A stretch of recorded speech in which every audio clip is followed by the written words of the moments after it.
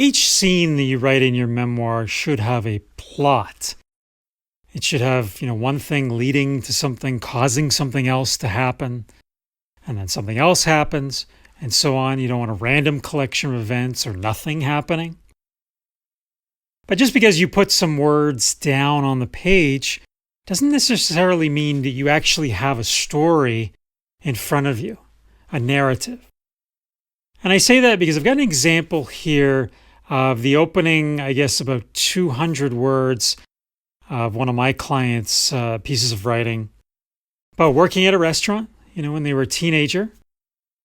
And as I started reading this piece, and again, I haven't included it all, there is another part of the story that would go on past this point down here that says pick up, pick up. But as I was reading this, it struck me that none of this is actual plot. None of this is story. So you want to see it for yourself, pause this video and read this text and tell me, when does the actual plot begin? When does the story start? And I would say it starts right there. Pick up, pick up. That's the dialogue. So someone's saying that in the restaurant. And it's true. If you read the rest of it, there's a good body of writing thereafter that has a very good scene. But to get to that, we had to go through all of this.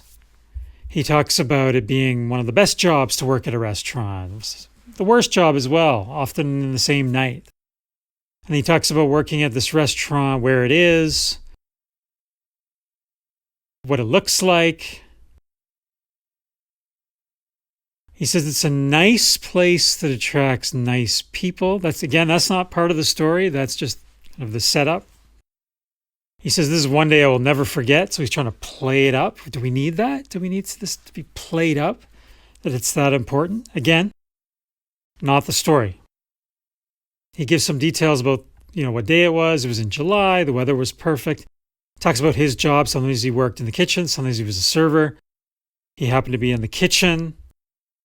He says we didn't know what hit us that night within an hour of service. But that's not the story. We haven't got the story yet. We're still waiting for the story. We're getting hints that something big is going to happen, but we don't know what the story is.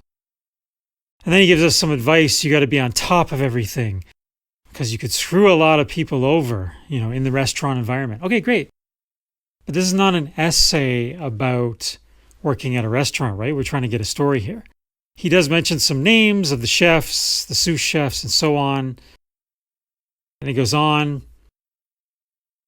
There were about 2 or 3 tables that we could see the majority of what was going on in the kitchen.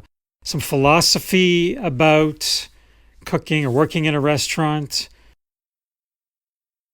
There's regulations and rules and so on.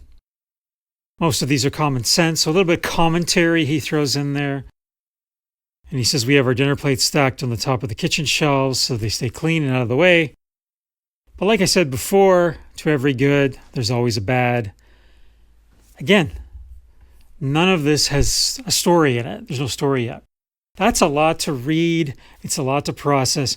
And I'm wondering how much of this is going to matter when we get the actual story that begins with the words, pick up, pick up. So go back to your scenes and think, am I doing this kind of exposition where I'm explaining things? Am I explaining too much? Am I taking a long time to get to the beginning of the scene, the actual narrative, the story, the plot? Or could I just remove all this? Could the story start with pick up, pick up?